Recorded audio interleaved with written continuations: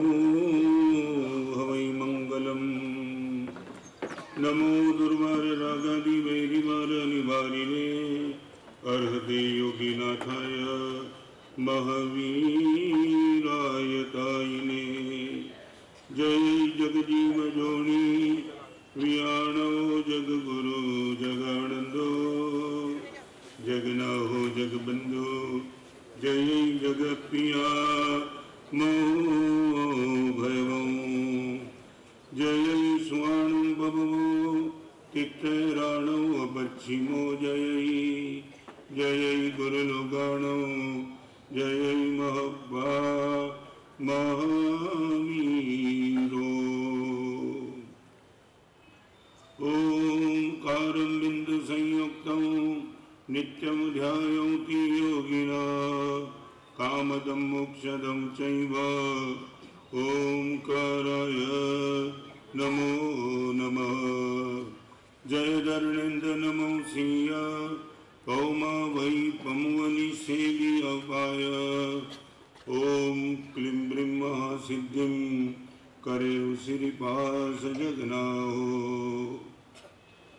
अज्ञानतिमिरान्धानां ज्ञानाञ्जन शलाकया नेत्रमुन्मीलितं येन तस्मै श्री गुरवे नमः। डिक्लेयर हो चुका था अर्जुन और दुर्योधन दोनों के मन में भाव पैदा हो गया। इस युद्ध में विजय पाना अपने बस की बात नहीं है। जब तक श्री कृष्ण का सहारा नहीं मिलेगा तब तक युद्ध में विजय पाना नेक्स्ट टू इम्पॉसिबल। और वो अर्जुन सबसे पहले श्री कृष्ण के पास आए। कमाल की बात वो थी कि जब वो श्री कृष्ण के पास आए, कृष्ण लेटे हुए थे, आंख बंद थी। सबसे पहले दुर्योधन आया। आप एक बात समझ लो, जिस दुर्योधन ने श्री कृष्ण की सलाह को नकारा था वो दुर्योधन कृष्ण की सहाय लेने के लिए तैयार हो गया। ये कंट्रोवर्सी देखो, सामने होकर के श्री कृष्ण दुर्योधन को समझाने के लिए गए। दुर्योधन एक छोटा सा जमीन का टुकड़ा दे दे, बात खत्म हो जाती है। और दुर्योधन ने कहा क्षत्रिय का बच्चा युद्ध के मैदान में तय करता है, कोई कॉम्प्रोमाइज नहीं करेगा, होने दो। श्री कृष्ण जैसे व्यक्ति का नकारना, ये दुर्योधन उनको पक्का पता चलेगा कि जब तक श्री कृष्ण के पास नहीं जाऊंगा तब तक इसमें विजय पाना हर संभव अशक्य है। मगर जब श्री कृष्ण के बाद दुर्योधन गया, कृष्ण लेटे आंख बंद है। और दुर्योधन का अर्थ है जो दुष्ट योद्धा है, वो दुर्योधन है। सीधा श्री कृष्ण के मस्तक के पास बैठ गया। 5 मिनट के बाद अर्जुन आया। अर्जुन ने देखा दुर्योधन बैठा है, कोई दिक्कत नहीं, श्री कृष्ण के चरण के पास बैठ गया। आपको मैं बताना चाहता हूं, महाभारत का युद्ध शुरू हुआ, कब समाप्त कब हुआ बात बहुत अलग बात है। मगर जब श्री कृष्ण के बाद दुर्योधन अर्जुन ने जहां बैठने का तय किया, वहां ही निर्णय हो चुका था कौन जीतेगा कौन हारेगा। श्री कृष्ण के सर के पास दुर्योधन बैठा, चरण के पास अर्जुन बैठा। जिन तेरे चरण के परमात्मा के चरण के पास बैठने वाला कभी मार खाता नहीं, और परमात्मा के सर के भी पास बैठने वाला कभी जीतता नहीं। I would like to know from you, आपसे मैं पूछना चाहता हूं, मैं कहां भी जाता हूं मेरी मानसिकता क्या है? किसी के चरण के पास बैठने की कि किसी के सर के पास बैठने की मानसिकता? What is my nature? कहीं भी चले जाओ मैं लास्ट रहूंगा मगर चरण के पास बैठूंगा। ये ताकत अध्यात्म जगत की है। आपकी दुनिया ये कहती कि सर पे बैठो तब तक तुम्हारी कोई वैल्यू नहीं होगी, और अध्यात्म जगत ये कहता है कि जब तक तुम चरण के पास बैठने की क्षमता नहीं रखेंगे। गौतम महावीर के चरण के पास बैठे हैं। आज मैं आपको वो कहना चाहता हूं, यदि परमात्मा से पाना है तो 3 ही मीडियम है। महावीर को पाने के लिए गौतम बनना पड़ेगा, राम को पाने के लिए हनुमान बनना पड़ेगा, और कृष्ण को पाने के लिए सुदामा बनना पड़ेगा। जब तक आप सुदामा बनने के लिए तैयार नहीं हो तब तक कृष्ण को मिलना बहुत नेक्स्ट टू इम्पॉसिबल। हनुमान बनने की जब तक तैयारी नहीं है तब तक रामचंद्र जी को नहीं मिल पाते, और गौतम बने बिना महावीर के पास जाना है। हम महावीर बनने के लिए तैयार है मगर गौतम बनने की मानसिकता 50,000 केवल नानी का गुरु उनको ये नहीं था कि मैं गुरु किसी का, उनको सबसे आनंद था मैं महावीर का शिष्य हूं। ये ताकत जब पैदा होगी और श्री कृष्ण की आंख खुल गई। आपको ही मैं पूछना चाहता हूं, सच बोलो, आंख खुलेगी तो सबसे पहली नजर कहां जाएगी? सर पे बैठे, वहां की चरण के पास बैठे, सीधी बात। और अर्जुन को श्री कृष्ण ने सामने से पूछा, अर्जुन कब आया? अर्जुन जवाब दी, इनके पहले दुर्योधन बोला, भगवान अर्जुन के पहले तो नहीं आया। नम्र व्यक्ति को अपनी डिक्लेरेशन करना पड़ता है, नहीं करना पड़ता है, और अहंकारी को अपना डिक्लेरेशन किया बिना कभी चलता ही नहीं। और मुड़ के देखा श्री कृष्ण ने, दुर्योधन है, ठीक है दुर्योधन, देख तू भी आया होगा अर्जुन के पहले, मगर पहली नजर मेरी अर्जुन पे पड़ी है, इसलिए मैं तुम दोनों को पूछना चाहता हूं कि तुम क्यों आए? बात बता दी, ये हुआ था इसलिए हम आए। अभी श्री कृष्ण ने अर्जुन को पूछा, अर्जुन तू बता दे क्या चाहता है? मेरी कंडीशन पहले समझ ले, एक और मैं अकेला रहूंगा बिना शस्त्र का, और एक और मेरी पूरी सेना रहेगी, लाखों करोड़ की सेना। इनके पास सब कुछ होगा, शस्त्र होगी, ताकत होगी, संख्या होगी, मेरे पास आई विल बी अलोन। मैं तुझे पूछना चाहता हूं, तू मेरे से क्या उम्मीद करता है? दोनों नहीं मिलेगा, या तो मैं या तो मेरी सेना है। और दुर्योधन को लगा कि यदि अर्जुन ने श्री कृष्ण की सेना मांग ली तो मेरा तो पराजय निश्चित हो जाएगा। इनकी धड़कन बढ़ गई और अर्जुन ने बोल दिया कि भगवान एक काम करो, आपकी सेना बिना मुझे चल सकता है, आपके बिना नहीं चल सकता है। आपको मालूम, जैसे ही अर्जुन ने यह मांगा ना, तब दुर्योधन के मन में भाव आया, मैं पहले से अर्जुन को बेवकूफ मानता था, सही निकला। नहीं, आपको आप विश्वास नहीं कर पाएंगे, पूरा संसार धर्मी आदमी को बेवकूफ ही मान रहा है। जो होड़ में लगे संपत्ति के, सत्ता के, सौंदर्य के, स्वास्थ्य के, उनको यही लगता है कि संपत्ति का त्याग करने वाला, मर्यादा में रहने वाला, मॉरल की, कल्चर की बात करने वाले सब बेवकूफ है। आज ये माहौल है।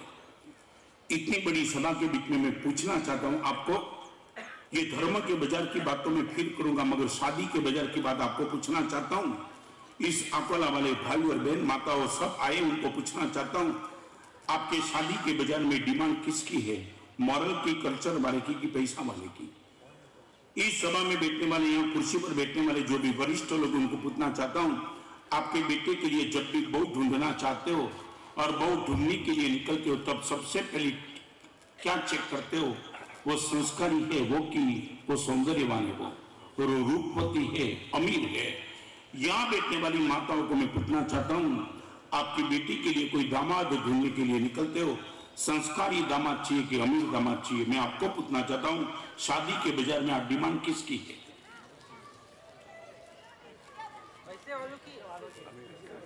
पैसे वाली की, कोई विरोध नहीं। आप बोलो या ना बोलो, आप गलत जवाब देते तो भी मैं आपको तोड़ देता। क्यों? यही डिमांड है। आपको लगता है संस्कार बंस्कार को मारो, गोली मारा से पैसा चाहिए, और नहीं। आप आज आपको मैं कहना चाहूंगा, भगवान की परम कृपा, इस अकोला वाले को दृश्य देखने को मिला कि 250 यंग जनरेशन ये लड़के बंबई से सुनने के लिए आए।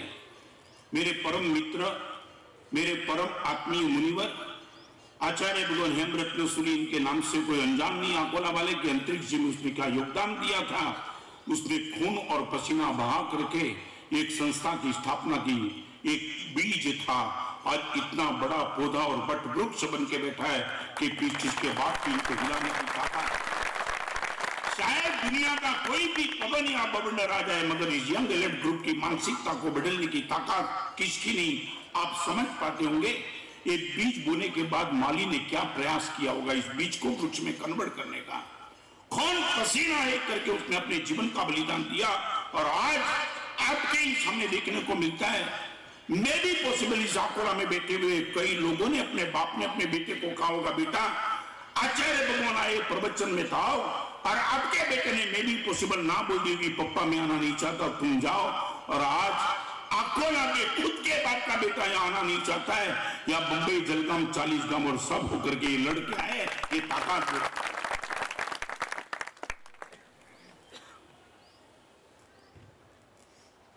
अर्जुन को मैं मूर्ख मानता ही था, मूर्ख ही निकला।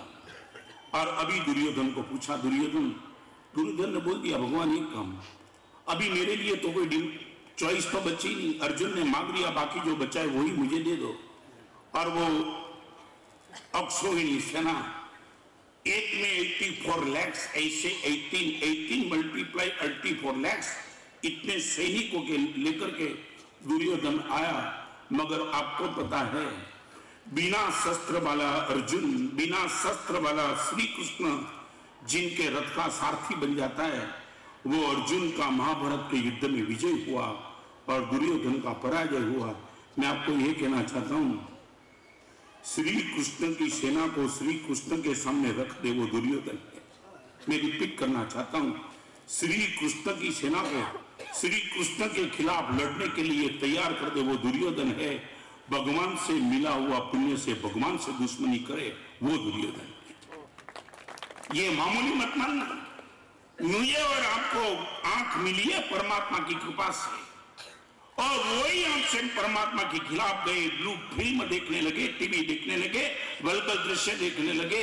ये आंख परमात्मा की सेना है, ये कान परमात्मा की सेना है, ये पैर परमात्मा की सेना है, ये माइंड परमात्मा की सेना है। और यही परमात्मा की सेना को हमने परमात्मा के सामने रख करके परमात्मा को चैलेंज दिए, मैं तुझे हरा दूंगा। मगर महाभारत के युद्ध का रिजल्ट देखो, मर गया बेचारा। अंतिम समय में वो खड्डे में गिरा है और मर चुका है। वहां भी इनके मन में एक भाव है। अश्वत्थामा ने पूछा कि अभी आप क्या चाहते हो? तब उसने ये कहा, मैं द्रौपदी के 5 बेटे का खून पीना चाहता हूं, मौत कैसे नहीं। अर्जुन जीत गया, दुर्योधन हार गया? नहीं, न अर्जुन जीता है, अर्जुन जीता इनका कारण इनके बैकग्राउंड में श्री कृष्ण थे। आज एक अद्भुत सब्जेक्ट लेकर के आया हूं, बॉयकॉट ईगो।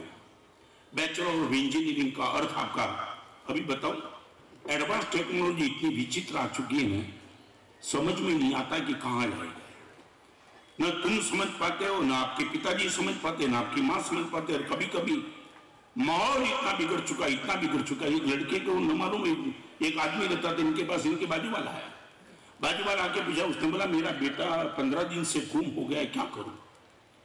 पुलिस में मैंने एफआईआर दाखिल की, मगर पुलिस भी तो निष्क्रिय बन के बेटा, करूं तो क्या करूं, मेरा बेटा मुझे ढूंढना ही है। और उसने बोल दिया गूगल में सर्च कर, बेटा गुम हो गया, गूगल में सर्च करना।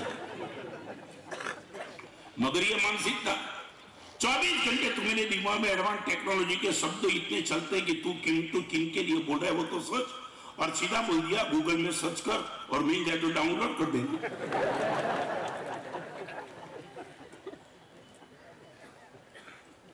तीन बात आपके सामने प्रवचन में रखना चाहता हूं। Boycott the ego. पहले मैं आपसे पूछना चाहता हूं, what is the ego? What is the definition of ego? यदि सभा में बैठने वाले किसी को पता हो व्हाट इज द ईगो, मेरा सर क्या मैं दिखा सकता हूं, मेरी आंख क्या मैं दिखा सकता हूं, मेरे पैर क्या मैं दिखा सकता हूं, मेरे पास पैसे वो दिखा सकता हूं। ईगो क्या है? क्या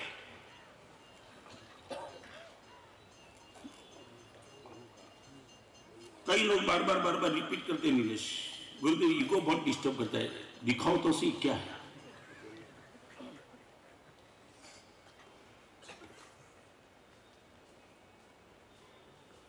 समाशान, ईगो क्या क्या है? मैं भी तो बार मैं का प्रयोग करता हूं। अब मुझे बाकात मत रोको, मुझे भी साथ में रोको। अनिष्ट सोच क्या है? अनिष्ट सोच। अनिष्ट सोच माने क्या? अभी अनिष्ट की डेफिनेशन करनी पड़ेगी। तुम्हें तो मालूम नहीं, तुम जो बोलते हैं ना वो इधर उधर से उठा के शब्द तुम बोलते हो, तो मेरे पास तो अपना है ही। अनिष्ट की सोच माने क्या है? मैं आपको बताना चाहता हूं, अपनी अलग पहचान रखने का एक नशा, वो है ईगो। सीधी गुजराती भाषा में बात, अपनी अलग पहचान रखने का एक मानसिक नशा, वो है ईगो। सबके साथ रहने के बावजूद भी अलग पहचान रखना, रहना सबके साथ मगर पहचान अलग। आपने देखा होगा, ये ऐसा मैंने पंजा खड़ा कर दिया, आपके पास यदि दृष्टि हो तो आपको दिखाई पड़ेगी 4 अंगुली एक साथ रहती है मगर अंगूठा अलग पहचान रख के खड़ा है। दिखाई पड़ा ना? बस ऐसा ही आप देखो ये चारों एक साथ जुड़ी है, चाहे छोटी हो बड़ी हो, मगर ये अड़ियल है। अभी इनको आप पूछोगे तू यार अलग पहचान रख के क्या बैठा है, तो वो बोलेगा क्या मालूम अलग पहचान रखी, मगर दिक्कत क्या है तुम्हें, मैं साथ में तो हूं, साथ में है तो ऐसा करने में तुझे दिक्कत क्या है, मगर अलग पहचान नहीं। उसने बोला मेरी मेंटालिटी यही रहेगी, सबके साथ होने के बाद में अलग पहचान रख के खड़ा रहूंगा। और मेरा प्रवचन था इंदौर के बाजू में एमपी में मुडलाई गांव में, पहली बार जिंदगी में ऐसा मौका मिला। It was the challengeable lecture mind. सभी ने मुझे ना बोला था कि महाराज साहब ठीक है, किसी की मानसिकता होगी, महाराज साहब आप बुल्लाई में प्रवचन करने के लिए जाते हो, मगर टोटली मुस्लिम परिवार है, इनके बीच में आपका प्रवचन। मैं बोला मैं जाऊंगा गारंटी के साथ। वहां गया। आज मैं आपको कहना चाहता हूं, ये सब्जेक्ट अलग डाइवर्ट नहीं होने दूंगा। आपको मैं इतना ही कहूंगा, अलग पहचान। वो प्रवचन में मेरे प्रश्न पूछा था, मैं आज आपसे भी प्रश्न पूछना चाहता हूं, बिल्कुल प्रवचन में मैं आपको पूछना चाहता हूं, अलग पहचान रखने में दिक्कत क्या है, व्हाट इज द डिफिकल्टी? एक बार बताओ, तुम सब नीचे बैठे, मैं ऊपर बैठा हूं, अलग पहचान है कि नहीं? क्या नहीं? हाँ क्यों ना यार, बोलो ना, ईगो है क्या? मुझे भी तुम क्रॉस करो, महाराज साहब तुम कंट्रोवर्सी बोलते हो, तुम सब नीचे में अकेला ऊपर, और ये मेरे साधु भी मेरे से नीचे, मैं उनसे भी अकेला ऊपर, सबके साथ, आपके तो साथ रहता नहीं। एक बात पूछो, अभी सभा में बैठने वाले को, हम जब गोचरी करते भोजन करते तब अंदर आ सकते हो कि नहीं आ सकते? नहीं, झूठ, आ सकते हो मगर जा नहीं सकते हो।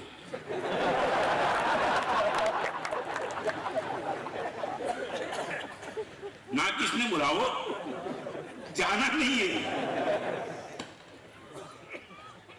और ये बताऊं, अलग पहचान रहने में दिक्कत एक ही है। कई लोगों ने मुझे पूछा था महाराज साहब अलग पहचान रखने में आपको दिक्कत क्या है? मैंने कोई दिक्कत नहीं, एक ही दिक्कत है, 4 अंगुली की अंगूठी बनती है, अंगूठा की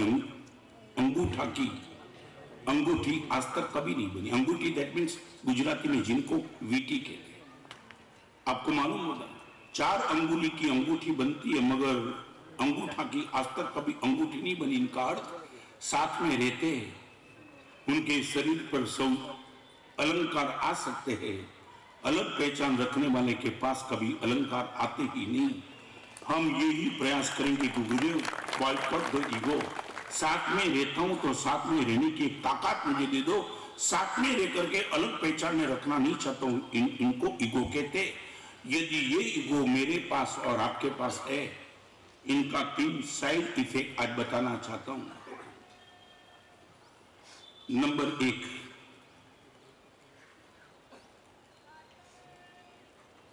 एक बात समझ लेना, आदमी को संभाल लेना बहुत सरल है, आदमी के ईगो को संभालना बहुत मुश्किल है। हम किसी भी आदमी को संभाल सकते हैं मगर आदमी के अहंकार को संभालना बहुत मुश्किल है। हर छोटी चीज में वो इतना उलझ जाता है कि हम समझ भी नहीं पाते कि उनको दुख क्या हुआ, उनको पेन क्या हुआ, उनको चुभन क्या हुई। मे भी पॉसिबल इस प्रवचन से निकल जाता है, मंदिर में से निकल जाता है, अच्छे प्रसंग में से वो निकल जाता है। यदि उनके ईगो को थोड़ा भी हट हुआ, 1 मिनट में वो निकल जाएगा। आज आपको मैं कहना चाहता हूं, यदि ईगो हम लेकर के बैठे, आपको मालूम ईगो क्या है? मैं ईगो यदि लेकर के परिवार में, समाज में, संस्था में, घर में, बाजार में, रोड पे कहीं भी मैं ईगो लेकर के यदि चलता हूं तो पहला रिएक्शन इनका समझ लेना, ईगो जिनके पास बहुत लेकर के उनको संभालने का जो प्रयास करता है, उनकी सबसे पहले साइड इफेक्ट ये है, इनके मित्र कम होते जाते, इनके दुश्मन बढ़ते जाते। दुर्योधन के मित्र शायद कोई नहीं थे, उनकी सेना में जिसको भी आना पड़ा उनकी मजबूरी थी, मगर उनको हृदय से चाहने वाला करीबन कोई नहीं था। मैं आपको इस सभा में बैठने वाले को पूछना चाहता हूं, आप आपके जीवन का ऑब्जर्वेशन करो, आपको क्या लगता है इस जीवन में आपके मित्र ज्यादा है कि आपके दुश्मन ज्यादा है? ये मित्र माने बातचीत करने वाले नहीं, हार्डली आपको लिटरली जो चाहते हैं। मैं आपको पूछना चाहता हूं, आपके जीवन का ऑब्जर्वेशन कर दो कि जीवन में मित्रों की संख्या ज्यादा है या दुश्मनों की संख्या ज्यादा है?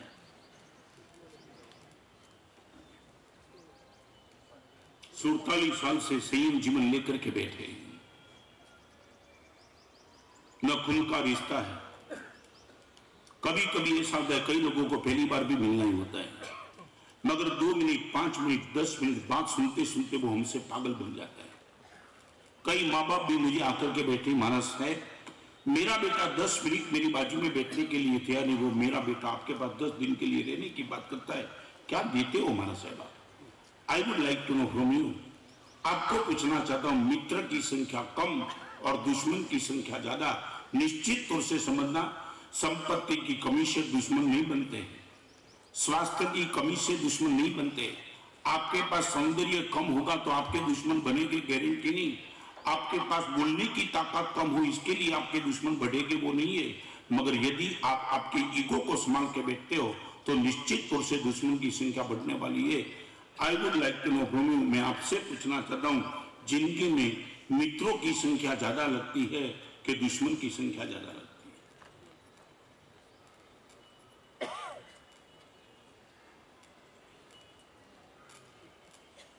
बाहर से बात करने वाला कोई भी कैसा हो, उनकी बात को फाइनल मत मानना। रिपीट, मैं तुम्हारे नजदीक हूं तो तुम मेरे एक औपचारिकता से दम्भ से भी बात करेंगे, वो नहीं कहना चाहता हूं। हार्टली आपको लगे कि महाराज साहब मित्रों की संख्या बहुत है, मैं इस सभा में बैठने वाली माता और बहनों को भी पूछना चाहता हूं, पहले मुझे सिर्फ इतना बताओ, आप रिपीट करना चाहता हूं, बराबर गंभीरता से जवाब देना। आपके जो नजदीक रहते हैं उनको आपसे दूर होने का यदि मन नहीं होता है और आपसे जो दूर है उनको आपके नजदीक आने का ही मन होता है, तो निश्चित तौर से समझना आपने ईगो पे बहुत कंट्रोल किया है।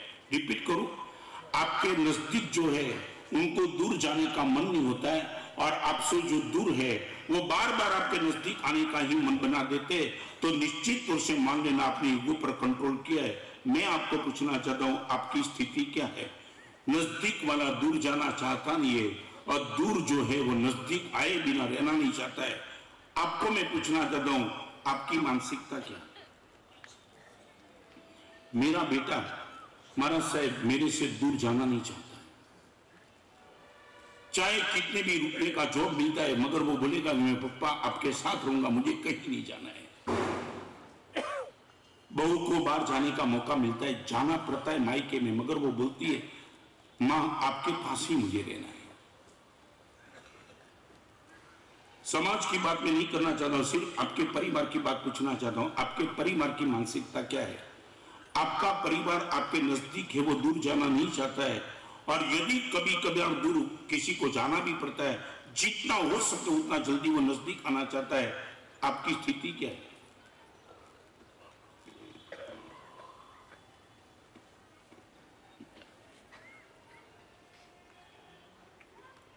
मैंने कोई गलत प्रश्न तो नहीं पूछ लिया?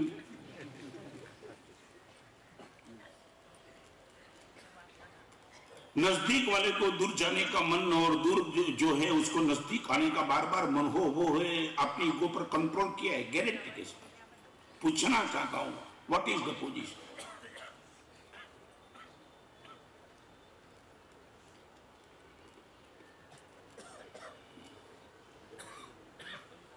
क्या है रिवर्स पोजीशन? माने सीधा बोलो ना यार, इसमें भी बुद्धि अड़ाएंगे, ये होशियार लोग हैं।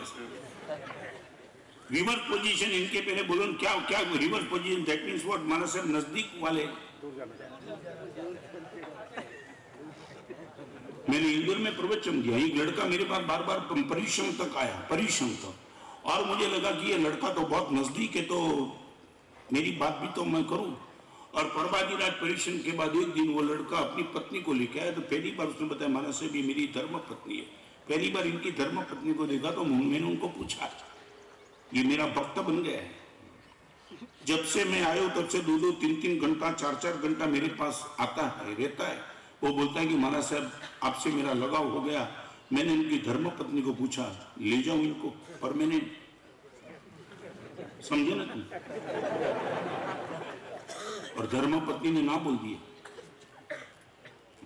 मैं समझा कमाल, मैं ऐसा समझता था कि धर्म पत्नी बोल देगी ले जाओ, ऐसे भी निकम्मे हैं, मगर वो बोला नहीं महाराज साहब आप मत ले जाओ। वो लड़का भी इनकी पत्नी के सामने मेरे सामने देखने लगा, क्योंकि उनको मालूम था घर में क्या चलता है। तो फिर मैंने उनकी धर्मपत्नी को पूछा कि आप इनको ले जाने की परमिशन नहीं देते हो, ना बोलती हो, तो कोई कारण है? उसने बोला कारण एक ही है महाराज साहब, इतने साल तक मैं दुखी रही हूं, आप क्यों दुखी हो?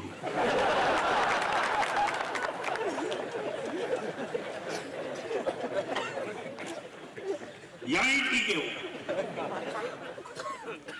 परिवार टूट गया तुम्हारा।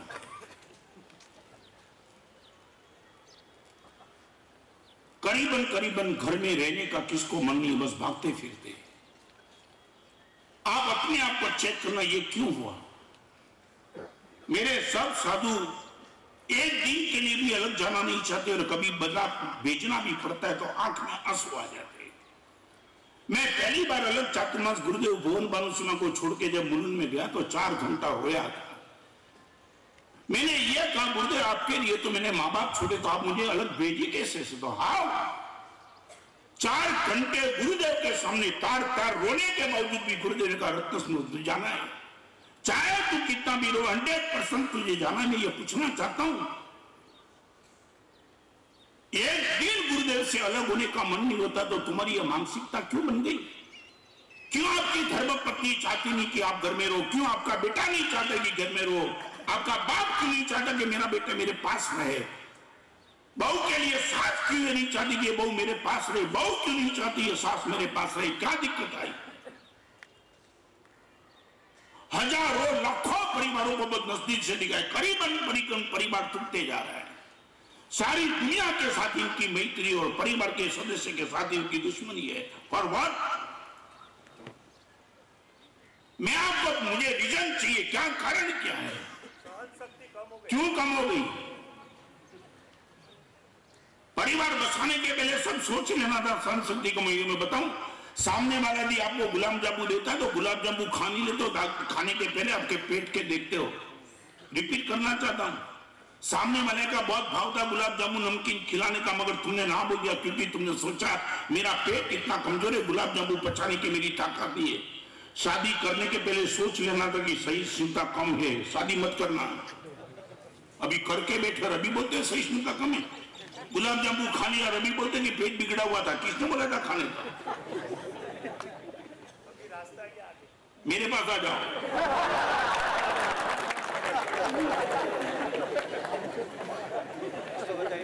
रास्ता तो यही है।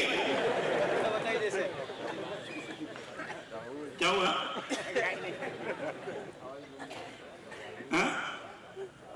नहीं, बंद हो जाने वाली हो। वो सारी दुनिया की मार झेलेंगे मगर मेरी बात नहीं आएगी ना। मालूम क्या, कभी कभी तो मुझे लगता है मेरे पास, क्या आपको कुछ लगता ही नहीं? सारी दुनिया की तुम्हें ईर्ष्या होती है, मेरी जल से नहीं होती कि मैट्रिक पास एक साधु ऊपर बैठ गया और मैं इनको LLB वाला सब नीचे बैठ गए। आई मैट्रिक पास ओनली, मैंने कभी कॉलेज नहीं देखी। पूछना चाहता हूं आंख में आंसू के साथ, कभी तो पूछो मां को, मां मेरे लिए छोटी उम्र में तूने जो भी सपना सजोए थे आज लगता है कि तेरे सपनों को मैंने सार्थक किया है। कभी तो पूछो किसकी औकात हो। तो एक बार मां की गोद में जाकर के पूछ लो, चाहे तुम कितने भी बड़े हो चुके हो। अभी मैं नागपुर जा गया, एक इंस्टीट्यूट चलाने वाला प्रोफेसर मेरे पास बैठा। पहली बार मैंने देखा कोई लड़के जो प्रोफेसर के हाथ के नीचे पढ़ने वाले थे, वो लड़के अपने प्रोफेसर की प्रशंसा करते थकते नहीं थे। गुरुदेव क्या मेरे प्रोफेसर, आज आपके पास हम लेके आए। मैंने उनको बोला, वो प्रोफेसर इतना डाउन टू अर्थ था, इतना डाउन टू अर्थ। मैंने पहली बार ऐसा, मैंने बोला उनको तो क्या पूछूं, मगर लड़के ने बोला महाराज साहब प्रोफेसर के जीवन को तो जानो आप। और मैंने जब प्रोफेसर को पूछना चाहा तो हाथ जोड़ के उसने बोला महाराज साहब एक संत के पास मेरी बात में क्या करना। मगर मैंने कहा कि आपके छात्र इतनी प्रशंसा आपकी करते हैं, I would like to know from you, आपके पास ऐसी कौन सी चीज है? महाराज साहब कुछ नहीं। आंख में आंसू आ गए। बात करने के पहले इनकी आंख में आंसू आ गए। उसने बोला महाराज साहब यदि आप जानना चाहते मैं इतना ही बताऊं, मैं 4 साल महाराज साहब लंदन रहा, बैंक में मैंने नौकरी की। महाराज साहब मेरे माता और मेरे पिताजी ने कर्जा लेकर के, पिताजी शांत हो गए, भी मां ही बची है। और कर्जा लेकर के उनको लगा कि मेरे बेटे का फ्यूचर मुझे बनाना है, कैरियर बनाना है। महाराज साहब माँ ने मेरा करियर बनाने के कर्जा किया और मुझे लंदन भेज दिया। लंदन भेजने के बाद मारा साहब सब कुछ सीधा चला, क्योंकि माँ की आंखों के आंसू मेरे आंखों के सामने थे। मैं आपको बताऊं, हम सब साधु जीवन में बैठे ने, हमारी आंखों के सामने मेरे परिवार के आंसू है कि जिस दिन हमने दीक्षा ली थी हम निकम्मे नहीं थे। हमें पूरा का पूरा परिवार आशीर्वाद दिया, फिर भी आंख में आंसू दे कि तुम कल्याण करो। आज 47 साल के साधु जीवन के बाद भी मेरा परिवार मेरी आंखों के सामने इनकी आंसू का विश्वासघात में कभी नहीं कर सकता हूं। और यही प्रोफेसर ने कहा, हमारा साहब 4 साल बैंकिंग में रहा, कर्जा मुक्त होने लगा। इतनी सैलरी थी कि धीरे धीरे माँ ने जो भी कर्जा सब कर्जा खत्म कर दिया। और माना साहब एक दिन ऐसा समाचार है कि माँ को ब्लड कैंसर हो चुका है। मैंने बैंक में बोल दिया मैं इंडिया जाता हूं। मां को मैं बता नहीं सकता था कि मां को बताता मां निश्चित तौर से मुझे इंडिया आने की परमिशन नहीं दी थी। बैंक में जब मैंने बताया तो बैंक का मैनेजर मुझे बोलने लगा, 4 साल तुमने बैंक में नौकरी की, तुम सीनियर बन चुके, अभी तुम्हारी जो सैलरी बढ़ेगी you will not believe it. उसने बोला सैलरी को मारो गोली। मेरी मां बीमार है, ब्लड कैंसर हो चुका है, 4 साल कर्जा लेकर के उसने मुझे लंदन भेजा, पढ़ाया, इतना आगे बढ़ गया। और सबसे बड़ी बात तो विधि मैनेजर ने क्या बोला जिनिस मालूम है, आपकी मां को हम यहां ला देते, इनकी जो भी ट्रीटमेंट करनी पड़ेगी वो कर लेंगे, मगर आपकी मां को हम यहां लाते, फिर तो जाने की जरूरत क्या है। और लड़के ने बोल दिया, आप सोचते हो इनके पहले मैंने सोच लिया। मगर एक बात बताना चाहता हूं, 4 साल में 15 दिन के लिए मेरी मां को मैं पहले लेके आया था, मगर मां को यहाँ का एटमॉस्फेयर शूट नहीं हुआ। मैं अपने पैसे के लिए और कैरियर के लिए मां को जिस एरिया का एटमॉस्फेयर शूट नहीं होता है, मां एरियर के लिए मां को नहीं रखना चाहूंगा। मैं मां के पास चला जाऊंगा, चाहे सैलरी कुछ भी खत्म हो। ये एक प्रोफेसर कितनी भी सैलरी बढ़ती है मगर मां को छोड़ने के लिए तैयार नहीं है। मैं आपको पूछना चाहता हूं, तुम दुखी किस लिए हो? संपत्ति शिकार, गुडविल शिकार, परिवार के लिए तुम्हारी मानसिकता क्या है? परिवार में भी मित्र बनाओ, दुश्मन कम बनाओ। आज भले तुम बोलो या न बोलो, तुम मेरे चेहरे को मैं यहां से देखता हूं, करीबन ये मानसिकता खत्म होती जा रही है। परिवार से बहुत लोग दुखी है। बात करो, बहू आती है सास से बनती नहीं, सास आती है बहू से बनती नहीं, बाप बोलता है बेटे से जमता नहीं, बेटा बोल से बाप दुश्मन लगता है। मुझे मानस साहब कोई रास्ता निकालो, मैं थक गया हूं, परिवार से निकलना चाहता हूं। क्यों? हम 188 साधु साथ में रहे, हम 50, हमें कभी 2-3 साधु के साथ रहने का जमता नहीं। जितना बड़ा माहौल होता है एकदम पागल बन जाते। 100 साधु 150 साधु मजे से रहो, हर तरह की दिक्कत होने के बाद भी हम साथ में रहने की चाहते, एक ही कारण, ईगो पर कंट्रोल। आपको लगी धरती पर मैं पूछना चाहता हूं, दुश्मन कम हो और मित्र ज्यादा हो, ये जीवन की 1 नंबर की सफलता है। गरीबी कम और अमीरी ज्यादा वो सफलता नहीं हुई। सारी दुनिया का आपको अवार्ड मिले वो सफलता नहीं, सफलता इसमें है। मैं आपको पूछना चाहता हूं, you can give me answer. छोटा सा प्रश्न बता देते हो, नजदीक रहने वाले को हमारा शायद दूर जाने का मन होता ही नहीं है। You can give me promise?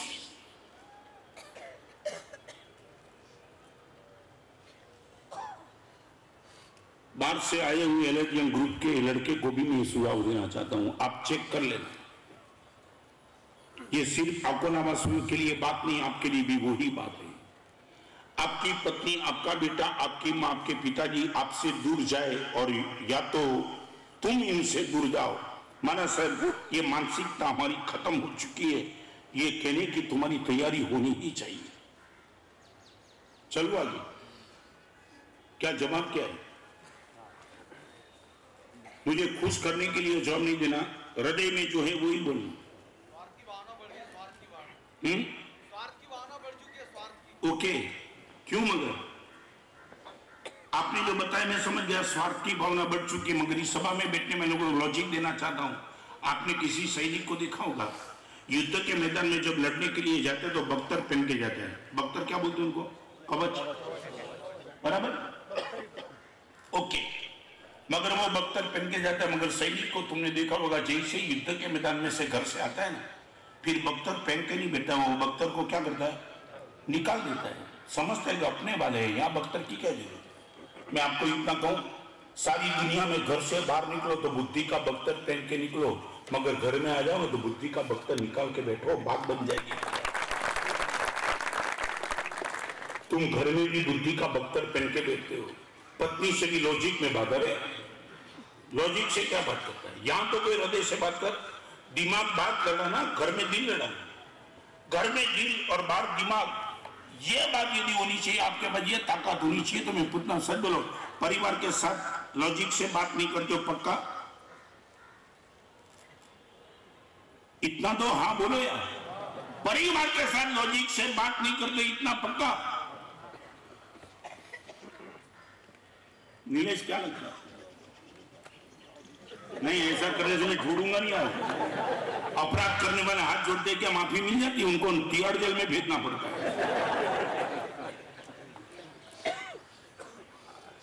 ये ऐसा मत करो, बोलो। परिवार में किसी के साथ लॉजिक से बात नहीं करते हो। अब तो ट्राई करते, सामने वाले को भी थोड़ा ट्राई करना चाहिए। क्या है सामने वाला? हाँ बस तुम्हारी ये मानसिकता है, महाराज साहब मैं तो भरत बनने के लिए तैयार हूं, मगर दुर्योधन को राम बनना चाहिए। दुर्योधन ही रहेगा, तुम्हें क्या करना वो तुम तय करो। और ये तो तुम ये लॉजिक लगा के बैठे, सामने वाले को भी करना चाहिए। सामने वाला कुछ नहीं करेगा, हमें ही करना। मैं बताऊं, 47 साल से तुम्हारे सामने में प्रवचन कर रहा हूं, तुम मेरे जैसे नहीं बन गए, फिर भी मैं करते ही रहता हूं ना।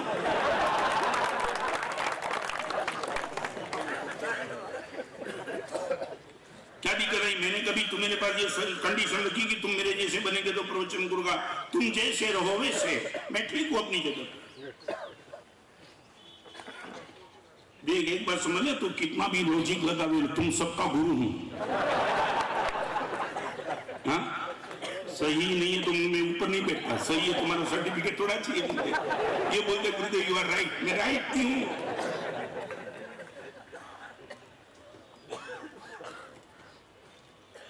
मेरे साधु के साथ, मेरा साधु मेरे के साथ बुद्धि से बात नहीं करते। गुरुदेव हृदय चूक गया हो तो माफी मांग लूंगा। आपके सामने गुरुदेव ये लॉजिक दुनिया के सामने मैं लगा सकता हूं, आपके सामने क्या है? मेरे पिताजी, और मैं रिपीट करना चाहता हूं, your parents can be wrong but your parent can not be bad. Wrong हो सकते हैं, बैड नहीं। मे बी पॉसिबल आपके जीवन को कोई डिसीजन पेरेंट के हाथ से कोई गलत किया गया हो, मगर he is not wrong, not bad. चलो आगे। कितने मार्क्स आएंगे? पहले विकल्प में मुझे बताओ, पासिंग मार्क आ जाएंगे गारंटी के साथ? 100% की उम्मीद नहीं रखता हूं, पासिंग मार्क पक्का?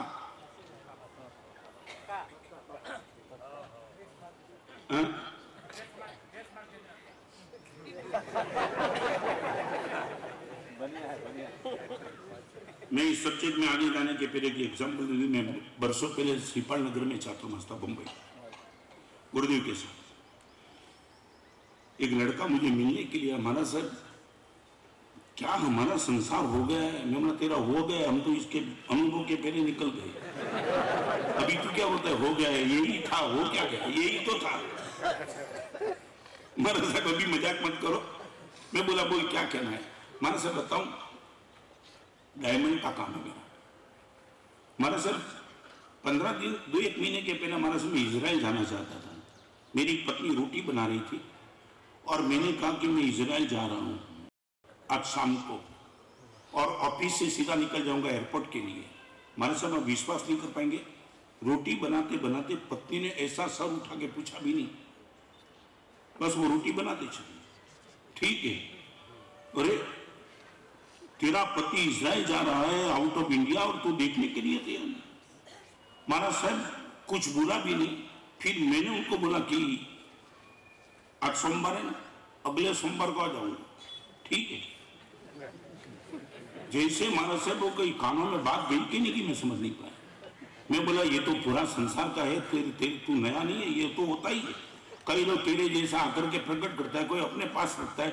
अच्छा हुआ मगर इसमें तुझे दिक्कत क्या आई? महाराज दिक्कत अभी आई, इजराइल से वापिस आया और 15 दिन के बाद महाराज साहब मैं भोजन करने के लिए बैठा था, पत्नी रोटी बना रही थी और मेरे घर में काम करने वाला एक नौकर जो यूपी से था और उसने बता दिया भाभी मैं यूपी जा रहा हूं, सीधा ऐसा।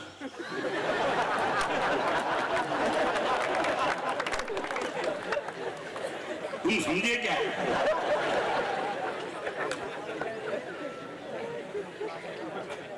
माना साहब वो भी थी, वो सीधा ही उसने पूछा और वो बोले इनके पहले मेरी पत्नी ने पूछ लिया कब आएगा? उसने बोला सोमवार को, मंगलवार मत करना।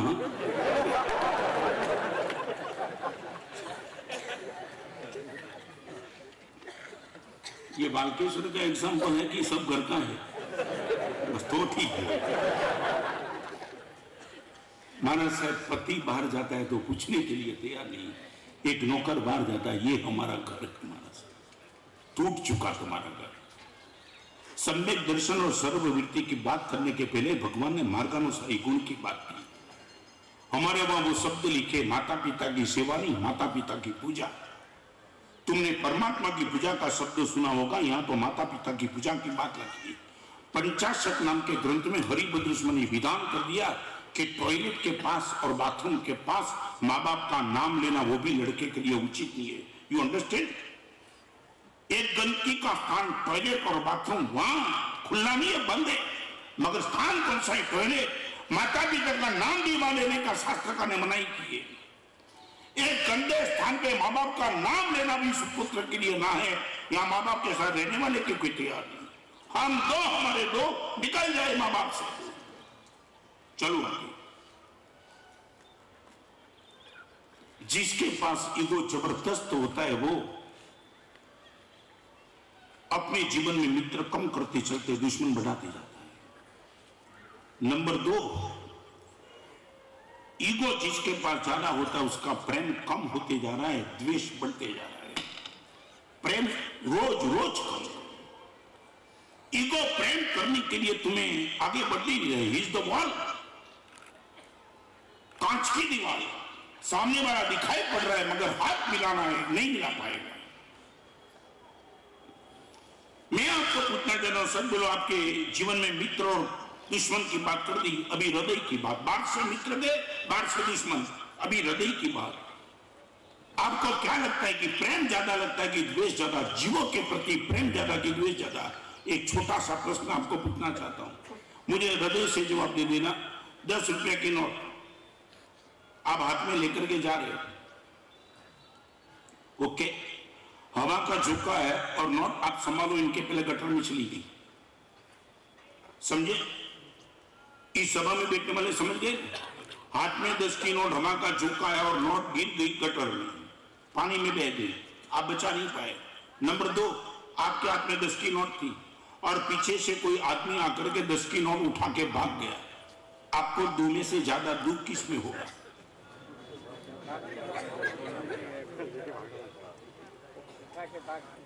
क्या हुआ? सोच बोलो क्यों? गटर में गया वो तो निकम्मा गया ना, किसके हाथ में गया कुछ काम में तो आएगा ना। नहीं, आपकी मेंटालिटी में जानना चाहता हूं, जो ले गया उनके हाथ में कहीं तो काम लगेगा, वो दूध लाएगा, मेडिसिन लाएगा, खुद तो काम करेगा। आखिर 10 की नोट की कीमत क्या थी? उससे कुछ लाया जाता है वो तो 10 की नोट गटर में गई, इनका दुख ज्यादा कि कोई उठा गया उनका दुख ज्यादा?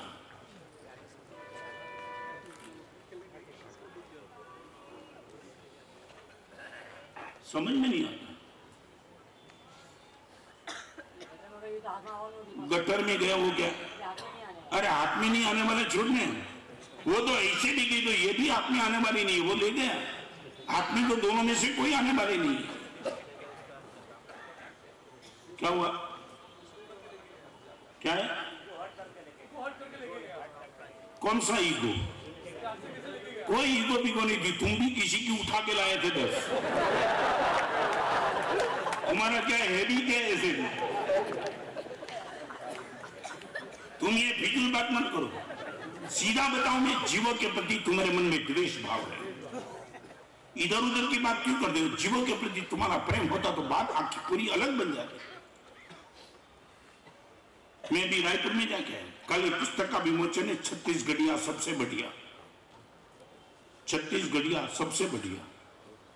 मैं 8 महीना छत्तीसगढ़ रह करके जो देखा ना, लगा कमाल कमाल। प्रतिक्रमण करने के लिए बेटे एक भाई रायपुर में मिलने के लिए, महाराज साहब आज एक कमाल की बात देखे। मैं बोला क्या हुआ? महाराज साहब प्रतिक्रमण करने के लिए रोज आता था, घर से आप दूर हो तो बाइक पे आता था। महाराज साहब बाइक थोड़ी डिस्टर्ब थी और रिक्शा में बैठ के आया। मैं बोला ठीक है। महाराज साहब रिक्शा में जो देखा वो हैरान करने वाला था। बोला हुआ क्या? महाराज साहब रिक्शा के दोनों काला रेक्सिन होता है, ब्लैक कलर का रेक्सिन, महाराज साहब वो देख के आया। रिक्शा की दोनों ओर जो रेक्सिन था ना, वो रेक्सिन पे बाहर और अंदर एक शब्द लिखे थे, जरूरियातमंद को 2 किलोमीटर तक फ्री। रिपीट करूं मैं, इनका इंटरप्रिटेशन करूं क्या? जरूरियातमंद को 2 किलोमीटर फ्री। कोई गरीब आदमी होगा जो अपनी रिक्शा का चार्ज बेयर नहीं कर पाता होगा, वो निश्चित तौर से बोलेगा जरूरियात है मेरी, महाराज साहब इनको मैं बिल्कुल फ्री नहीं जाऊंगा। मैं बोला कमाल। और एक बात आपको पूछना जरूर, सर बोलो जरूरियातमंद वाला झूठ भी तो बोल सकता है ना, बोल सकता है कि नहीं? उसने बोला कुछ भी हो मगर जीवों के प्रति मेरा भरोसा और प्रेम इतना है, यदि झूठ बोलेगा तो इस चीटिंग का शिकार बनने के लिए मैं तैयार हूं। एक छोटा सा रिक्शा वाला जिनके पास सेविंग नहीं होगा, एफडी नहीं होगी, इस सभा में बैठने वाले को जिन जिन लोगों को अपने आप से ताकतवान मानते उनको पूछना चाहता हूं, आपकी गाड़ी पे लिखने के लिए तैयार हो? गाड़ी पे क्या है? गाड़ी में नहीं। ये बोलते कि महाराज साहब रिक्शा वाले की बात छोड़ो, हम तो अपनी गाड़ी खाली लेके जाएंगे, किसको बिठाने के लिए भी तैयार नहीं। यही है तुम्हारी बात। मैं आपको बताऊं, मैं इतने साल से प्रवचन करता हूं तो ऑब्जर्व करूं एक बार, श्रीमंत और शिक्षित लोगों के चेहरे पे मुस्कान खत्म होती जा रही है। आपको ऑब्जर्व करना तो कर लेना, जो बहुत पैसे वाला होगा ना वो मुस्कान उनके चेहरे पे नहीं दिखाएगी, उनको लगेगा पूरी दुनिया का बोझ मेरे पे ही है। हाँ, और उनको मैंने भी जितनी डिग्री ज्यादा वो ऐसी स्टैच्यू जैसा खड़ा रहेगा। नहीं, वो बोले आम आदमी शायद यदि मुस्कुराएगा मगर वो तो मुस्कान खत्म। आपको किसी को भी देखना है, ये एजुकेटेड आदमी किसी अमीर आदमी, तो उनके चेहरे की मुस्कान को देख लेना, वो से गई। चाहे तुम कुछ भी बोलो, बस वो बोझ लेकर के, क्या मालूम इनका स्टेच्यू ईगो इतना बड़ा लेकर के बैठा है। भावनगर में रामबाई का नाम सुना है, शांत हो गए। मुझे मिलने के लिए महाराज साहब, कभी कभी डायरा करता हूं ना, कभी कभी तो इतनी दिक्कत आ जाती है महाराज साहब, मैं जोक्स बोलता हूं और सामने वाला कभी एक दिन मेरा ऐसा हुआ 6 घंटे तक डायरा चलाया और मेरे सामने बैठने वाला महाराज साहब जैसे स्टेच्यू भी अच्छा होगा, कोई चेहरे पे मुस्कान नहीं, ऐसे ही सुनते थे। कभी कभी तो ऐसे लोग मेरे डायरा का मूड बिगाड़ देते हैं। इसलिए मैं कहना चाहता हूं प्रवचन में स्टेच्यू वाले कोई नहीं चाहिए, और खास तौर पे आगे बैठने वाले।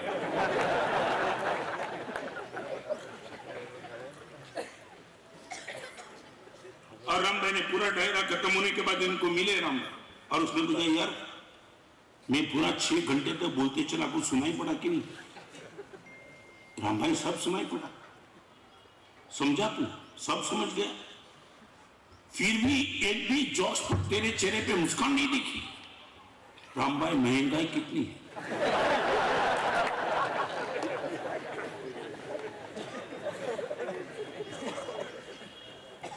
ये ईगो वाले कभी किसके साथ मुस्कान से बात भी नहीं कर सकते।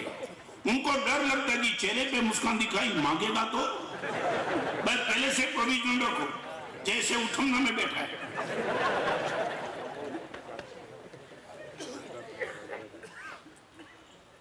मुझे बंबई में एक लड़का मिला था, उनकी पत्नी ने बोला महाराज साहब न मालूम, बाहर से इनके जो भी मित्र आते ना सब बोलते कि आपके पति का क्या नेचर है, मुस्कान के साथ बात करते, और जैसे ही घर में आते मौन। मुझे विश्वास नहीं बेटा, क्योंकि मेरे पास भी वो मजे से बात करता था। आपकी भी कभी मैं चेक करूंगा। और उनको पूछा मैंने, तेरी पत्नी की शिकायत थी, सचमुच ऐसा है? महाराज साहब बराबर है, सचमुच। मैं बोला क्यों? मगर महाराज साहब देखो, आप संसार छोड़ के बैठे हो, आपको पता नहीं हमारी मानसिकता ऐसी है। पत्नी के साथ मुस्कान के साथ बात करो, 2 साड़ी का ऑर्डर आ जाएगा। बेटे के साथ मुस्कान से बात करो, बोलेगा पापा बाइक कब लाते हो। अभी नौकर के साथ मुस्कान से बात करो, बोलेगा तनख्वाह कब बढ़ाते हो। इससे बेहतर है सबके साथ ऐसा ही है।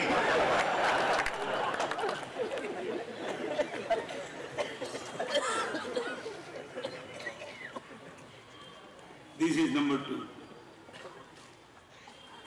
एक बात इस प्रवचन का क्रीम कोटेशन कहना चाहता हूं, आपको दुनिया पहचाने वो आपके जीवन की सफलता नहीं है, दुनिया आपको चाहने लगे वो आपके जीवन की सफलता। मुझे पहचानने वाले 5 करोड़ लोग हो, उसमें मुझे इंटरेस्ट नहीं है, मुझे चाहने वाले कितने। दाऊद इब्राहिम को पहचानने वाले बहुत हैं, चाहने वाले कितने। अकोला में मे भी पॉसिबल आपको पहचानने वाले बहुत हो सकते, चाहने वाले कितने। भगवान महावीर चाहने वाले। मैं जहां से निकला, चाहे रायपुर से, नागपुर से, बंबई से, इंदौर से, रतलाम से, सब पूछते महाराज साहब वापिस कब आ रहे हो। इस अकोला में 1.5 साल पहले आकर के इसी माहौल में प्रवचन गंगा बही थी। मेरे मन में अकोला को इस टाइम ड्रॉप करना था, इसलिए कि मुझे लंबा जाना था।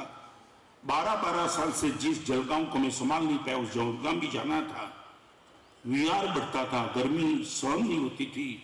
इसके लिए अकोला वाले की बहुत इच्छा होने के बावजूद भी अकोला को रिजेक्ट करना चाहता था। मैंने अपनी भाषा में कहा था, प्लीज इतना आग्रह मत करो। मगर अकोला वाले का प्रेम, माना साहब अंतरिक्ष जी आप आ सकते हो और अकोला ड्रॉप करके जा सकते हो, वो सीधे आना ही है। मैं आपको पूछना चाहता हूं, मैंने न किसी को संपत्ति दी, न किसी को सत्ता दी, न किसी को कोई मस्काबाजी की, फिर भी मेरे लिए आज इतना प्रेम छोटे से बड़े को लेकर के क्यों है? मैंने कुछ दिया नहीं, मगर एक बात समझ लो, ईगो को कंट्रोल में रखो, आपका प्रेम बढ़ जाएगा, द्वेष कम हो जाएगा। चलो आगे। ये नंबर 2। और नंबर 3 इनसे भी भयंकर, ईगो वाला उत्थान से दूर रहता है, पतन नजदीक ला करके रहता है। स्पिरिचुअल जगत, आभ्यंतर जगत में जो भी अध्यात्म के मार्ग पे जाना चाहता है, उनको सबसे बड़ी दिक्कत, यदि अपने ईगो को संभाल के बैठना है तो निश्चित तौर से समझना पतन नजदीक आ जाएगा। सिंह गुफा में सिंह मुनिवर का पतन नजदीक आया, गुरु के सामने आए। गौशाला का पतन नजदीक आया, गुरु के सामने। नहीं, महावीर अपनी जगह पे, मैं अपनी जगह पे हूं। ईगो वाले का पतन निश्चित है, उत्थान नेक्स्ट टू इम्पॉसिबल। मैं आपको पूछना चाहता हूं, ईगो को संभालना है कि उत्थान को संभालना है? परमा इस सभा में बैठने वालों को पूछना चाहता हूं, एलर्ट रेम ग्रुप के लड़के को भी पूछना चाहता हूं, मंदिर भव्य बनना चाहिए, ये बराबर है नीलेश? आज के जमाने की बात करूं, होटल 5 स्टार चाहिए, लोगों को हॉस्पिटल भी 5 स्टार चाहिए, तो परमात्मा का मंदिर 7 स्टार जैसा क्यों नहीं होना चाहिए? फिर भी मेरी एक शिकायत है आपके सामने, मंदिर यदि भव्य चाहिए तो मंदिर में जाने वाले का जीवन कितना भव्य बनना चाहिए? I would like to know from you answer. मंदिर भव्य चाहिए, 5 करोड़ का 10 करोड़ का मंदिर में हम जाना चाहते हो के? मंदिर भव्य चाहिए, मगर मंदिर में से बाहर निकलने वाले का जीवन कैसा चाहिए? बेकार चाहिए कि भव्य बनना चाहिए? मैं आपको पूछना चाहता हूं, आपके जीवन को आपने कितना संभाला? उत्थान की ओर, महाराज साहब पतन खत्म हो गया। परमात्मा के सामने, गुरु भगवान के सामने, उपकारी के सामने महाराज साहब ईगो का प्रश्न आता नहीं। 100% उत्थान के मार्ग पे जाना चाहते। कड़ी से कड़ी साधना करने वाले भी यदि गुरु के सामने ईगो संभाल के बैठे, वो गई साधनाओं की बेकार। मैं दिल्ली जाना नहीं चाहता था, गच्छाधिपति की इच्छा थी कि तुम्हें दिल्ली जाना है, मैं गया। दिल्ली जाने के बाद सूरत के चातुर्मास का हमारा जयकारा बोला गया और गच्छाधिपति ने बीच में से कहा, रत्न सुमा तुम्हें सूरत नहीं जाना है, बंबई आना है। मैं अबाउट टाइम कर लिया।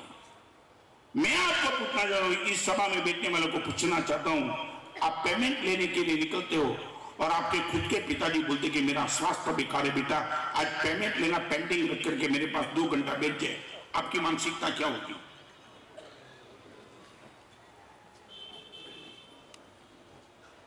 मुझे पूछना है आपकी मानसिकता क्या होगी? 10 लाख का पेमेंट देने के लिए यही समय दिया उसने, उसी टाइम आपके पिताजी बोलते बेटा आज मुझे स्वास्थ्य ठीक नहीं मिलता है, मेरे पास बैठ जाए, आप टॉप प्रायोरिटी किसको देंगे?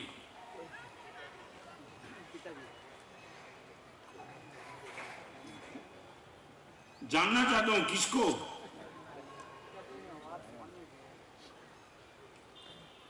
एक बात बताऊं, तुम सोच के जवाब देते हो ना, दैट मीन्स ये डुप्लीकेट जवाब है। नहीं जानना आप क्या उत्थान होगा कि पतन, इनकी गारंटी मैं बताऊं? इतना कमजोर पढ़ने में लिखने में हर जगह, आज मैं यहां टॉप पे बैठा हूं, यदि आपको लगता है तो credit goes to Gurudev only, nothing else. एक छोटा सा प्रश्न आपको मैं पूछना, छोटा बेटा जब स्कूल पे जाता है, इनके शरीर पे जो कपड़े होते हैं, इनके चेहरे पे जो पाउडर होता है, इंसर्ट करके टाई पहन के, उनके कंधे पे जो दफ्तर का बोझ है, आपको यदि मैं पूछूं ये छोटे बेटे के शरीर पे जो भी वैभव है वो छोटे बेटे का है कि माँ बाप का? आप मुझे बताओ किसका? पक्का? भरत पक्का नहीं? बेटा बोलेगा तो क्या बोलेगा? दफ्तर मेरा, ये कपड़े मेरे हैं, ये टाई मेरी है, ये बूट मेरे, शूज मेरे, सब कुछ बोलेगा, मगर वो नादान है। सही अर्थ में उनको मालूम नहीं है, इसलिए बोलता है कि मेरा है, मगर हम समझ सकते हैं इनके पास जो भी है वो किसका है, इनका नहीं है मगर किसका है। मैं आपको यही देना चाहता हूं, आज मैंने 282 किताब लिखी, लाखों लोगों के बीच में प्रवचन किया, साधु जीवन किया, लाखों लोगों का मैंने प्रेम पाया। आज यदि कोई सही गुरुदेव आपकी ताकत है, वो आपकी समझ हो सकती है, मगर मैं तो समझता हूं मैं स्कूल में जाने वाला छोटा बेटा हूं, मेरे जीवन में जो भी वैभव है वो देव और गुरु की कृपा का वो है।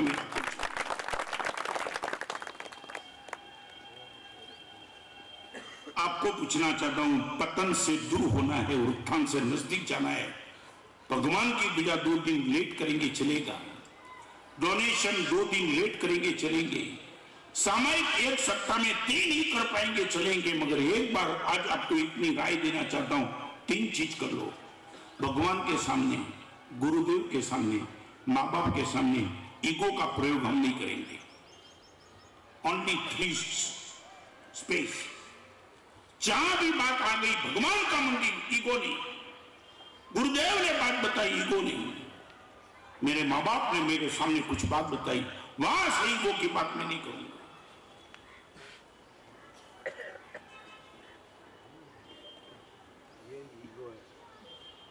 समझ में नहीं आता है, सब्जेक्ट भारी लग रहा है।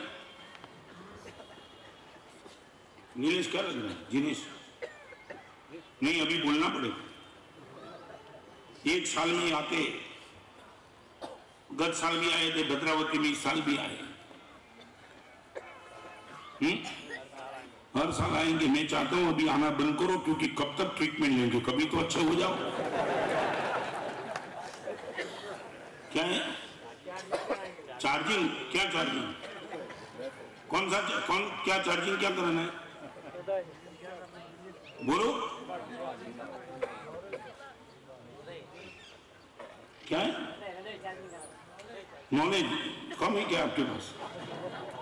मेरे से भी ज्यादा है नॉलेज इन लोगों के पास।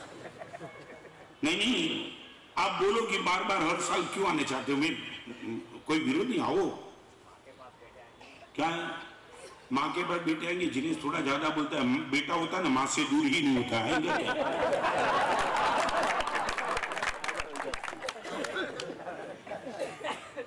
माँ के बाद बेटा आएगा, ये मत बोल, ऐसा बोल के व्यापारी के पास ग्राहक आता है, ये बोल।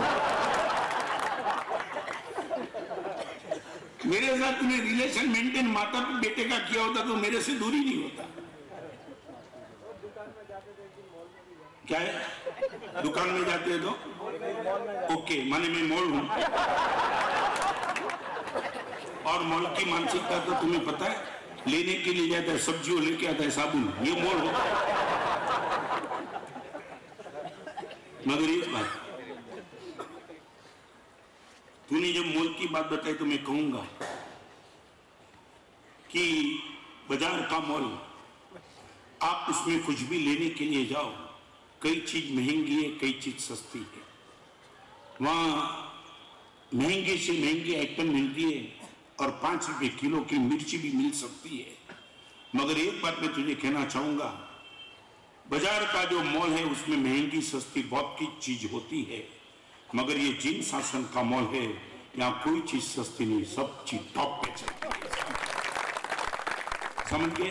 सब्जी वाले के पास लेने के लिए और सस्ती महंगी बहुत सब्जी मिलेगी, मगर ज्वेलरी के पास जाओ।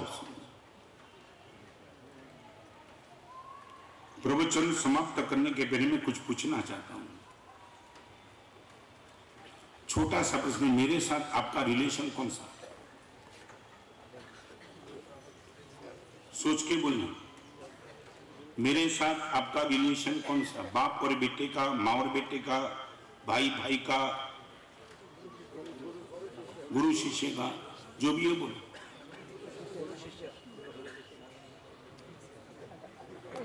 अभी आता हूँ ना।